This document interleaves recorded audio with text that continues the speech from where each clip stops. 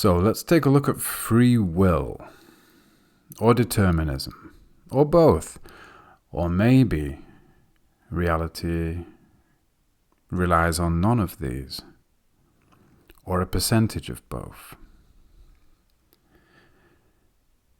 I think if we already just look at ourselves, I have the decision to make this video or not. I make the decision of which word I will say next. Banana. So will has to be an innate feature of reality, a form of expression. And so to understand will, we have to zoom in and look at the smallest interactions that we know of. And these interactions go much smaller than the Planck scale, smaller than what we think of as quarks, gluons, or even the Higgs boson. At this scale, time itself doesn't exist. What exists is a universal geometry beyond time. Saying it has dimensions is also a difficult concept, but still. I believe the geometry is the two interlocking tetrahedra, both of perfect magnetism in relation to another, perfect tension, perfect repulsion. What happens from here is that we will get the proton, and then the electron, and then there is spin involved, and mass, and eventually charge. But it's, from a computational standpoint, it's like dominoes, one thing leading to another thing, leading to another thing, as we scale up. What is actually scaling up is the attention of an observer. If we think of dominoes, something has to push that first domino. The finger that is pushing the domino is attention.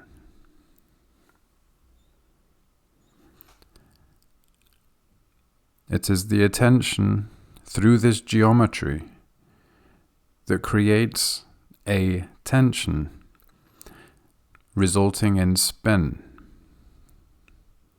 It's perfect magnetism. When it is under attention, the event of attention causes the observer to express itself. The field is the expression of the observation, attention. To believe it persists in time. The wave is the persistence in time. Already at the smallest scale, does a self-referencing observer actualize itself? The field is self-referencing. It's a self-referencing momentum, reinforcing itself as itself. Attention, memory, and identity are what happens when an observer experiences or creates the experience of time. And so what does an infinite observer or timeless observer, timeless geometry and self-referencing and attention and memory and identity have to do with will? Or maybe it's the other way around. What does will have to do with attention? It seems like a chicken and egg situation. Will has to have an agenda. For will to exist, there has to be a meaning attributed for will to exist. To will something is to make a choice. So there has to be an agenda. Good, bad, yes, no. Banana, orange. And so to think of will, we have to look at fields. As I already explained, the proto-fields of identity are the proton and the electron. This is the agent in the observer, in the field. It is the field in relation to its larger field, where it will make a choice. This is where the will is executed, yes and no. This is why experiments at these scales are so unpredictable, because we can't analyze the field or replicate the field perfectly each time, so the behavior at these scales is unpredictable and uncertain to a specific space. Because the field is so different each time, it doesn't look different to us from our observer perspective. But on that scale, the fields are so different that the behavior is always different.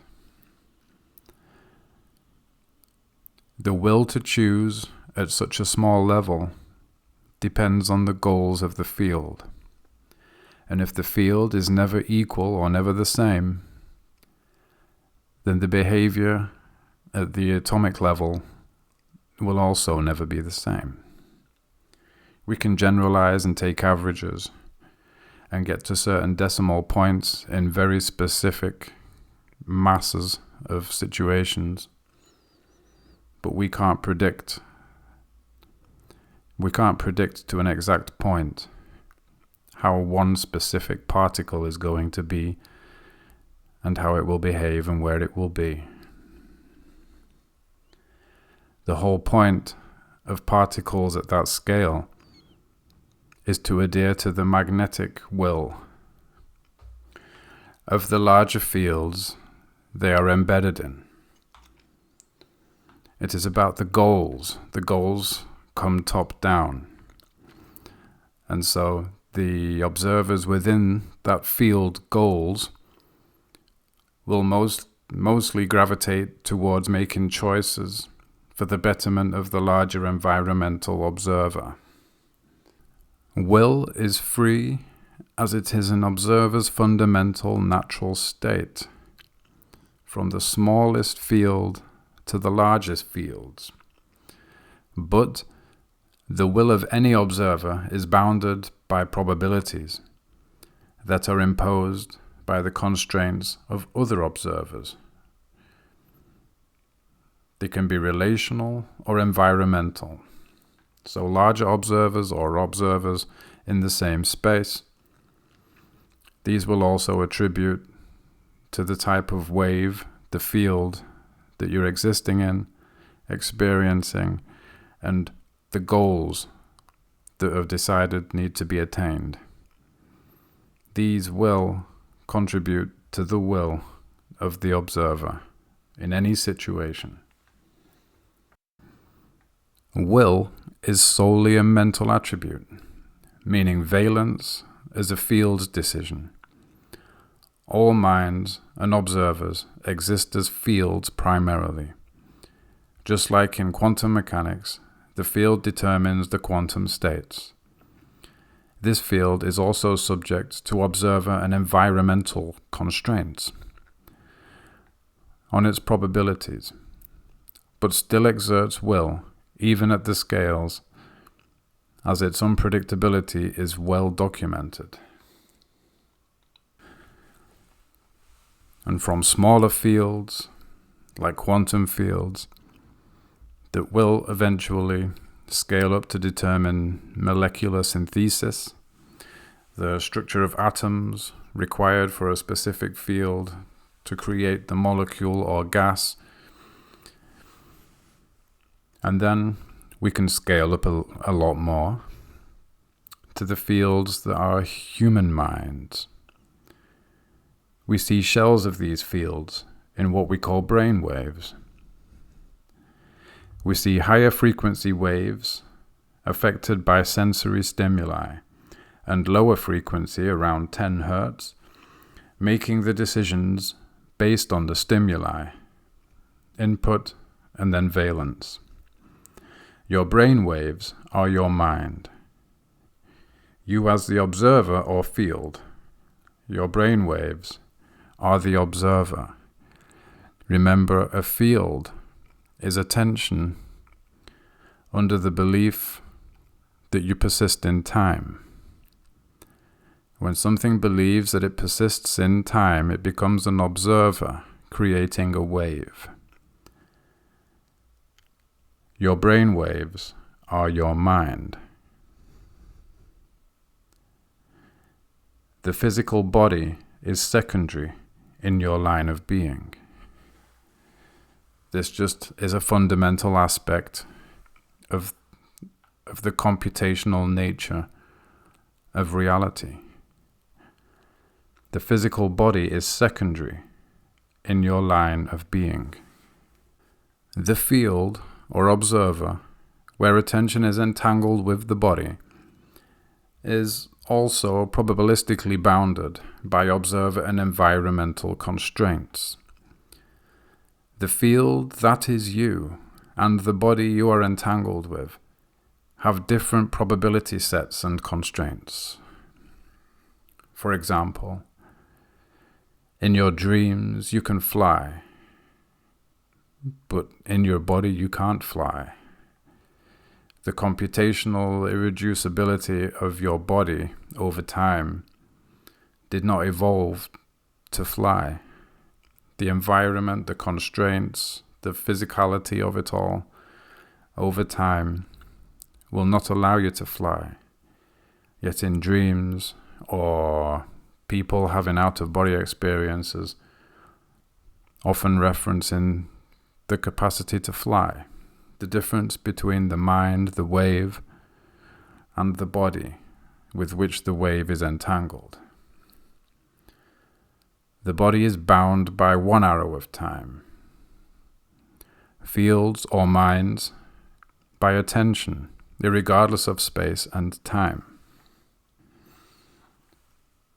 And of the body being bound by gravity, let's just think of gravity itself. If we think of fields and waves, momentum and mass, all being products of attention, of an observer that believes it persists in time. Gravity is the attention of a field or observer, regardless of scale, whether planetary, stellar, galactic, or a proton, probabilistically bounded by their scaled constraints. They're all nested within each other. Although the Earth is its own observer field, its spin and gravity is almost fully at the mercy of the Sun's strong field and radiation. The Sun is the stronger observer in this situation of observers, environments, and observers. And so when free will is an innate aspect of fields, they either agree or disagree to partake in an opportunity that will contribute to the growth of the field. Observer and the growth of the larger field, observer relationships. And to an extent, this is unconditional. So even disagreeing to the contribution of a greater growth, the disagreement also adds to the computational growth overall. As the awareness of a field grows into its environment, it becomes less of a curious valence and more of a logical decision as what to decide to. The understanding of higher goals becomes the most common influence on will. So on smaller scales of fields, we have unpredictability. But as the fields understand more of their environment, they grow in size, they grow in memory, they grow in their their bandwidth of attention, their computational boundedness grows into their environment and become less unpredictable because they understand the goals that need to be achieved. Their behavior becomes more predictable as they scale up. The sun is under an agreement with the galactic scale mind, and the galactic scale mind is under an agreement within the cosmic web, which stretches over billions of galaxies, trillions. And the transcendental field, beyond time, beyond the constraints of the physical body that is you, are also in an agreement to grow your immediate observer environment. Your agreements are prenatally agreed to as the atemporal field that you are. And so is reality a free will reality or a deterministic reality? Both are yes. Both based on the scale of the observer.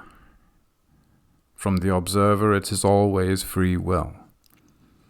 And as we scale up, the larger observer, as it embodies the smaller agents inside of it, the smaller observers, it can predict these smaller environmental observers quite easily. So for it is determined. But for the observer, from the observational perspective, it is will. So it is both. There is a deterministic aspect and the aspect of free will. It is the aspect of free will that creates a determinism. And there's no 100% probability. There is only a high probability, which is almost deterministic. Essentially, free will or determinism is the wrong question. It comes down to degrees of freedom and probabilistic boundedness. Nevertheless, you are free to choose, but your choices are limited, and not just by other fields or observers, but as a mental field, by your own self-inflicting mental limits, beliefs, and fears. This ultimately means every scale of every field that exists in every single thing is bursting with meaning. And so if at some point we do get close to a theory of everything, which we often look to physics for, we are not going to find it by purely looking at physics, when physics is the result of mental valence, so free will. Physics at all scales is the result of will. To have a theory of everything, will has to be at the top, along with such things as self-replication, so forms of computation, observer relationships, this form of computation, the need to self-replicate, and will. All theories like recursive function evaluation, gauge theories of 3 and 4 derivatives, quantum mechanics, quantum field theory, blah blah blah. All these theories are looking at reality through a specific lens, and they're not wrong and they're not right. They are just describing observations through those lenses.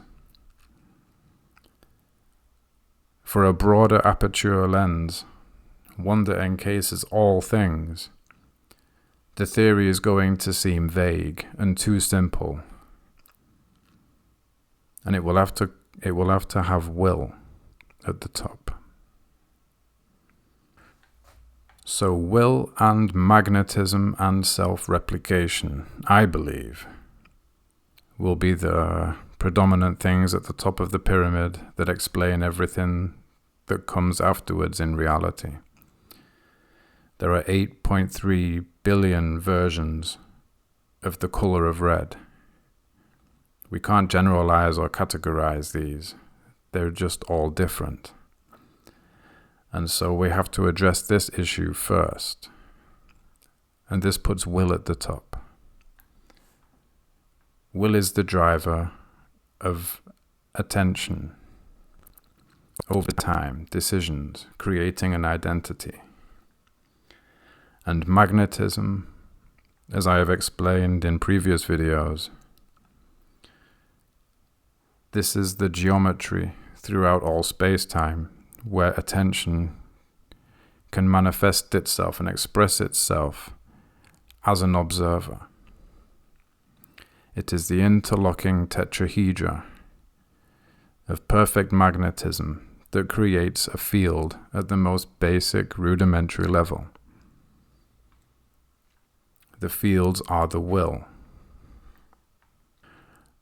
And when free will exists fundamentally in a sub-time, the whole idea of choice, the free will, it has to have an agenda, a goal, or a theme, for it to even create an initial environment-observer relationship. So there can ultimately be only one goal from the atemporal mental layer, from even beyond that maybe. The goal as the cause of all things, the imposing of limits on infinite potential. So the boundedness of probabilities and computation has to always be a subset of infinity to create an observer. Imagine the scale of minds that must exist. Just imagine a mind entangled to the cosmic web, made a choice, determined a goal. This determined the observers we call galaxies. These fields or observers made choices based on their circumstances and the goals they were aware of. And these choices determined a star called the Sun. This field, heliosphere, observer, whatever, based on its situation and relationships to other observers and their goals, determine our scale of what we call life and our specific flavor of probabilistically bounded free will. Of probabilistically bounded free will. And this is the will of observers like us. It's not the one I feel like coming on time.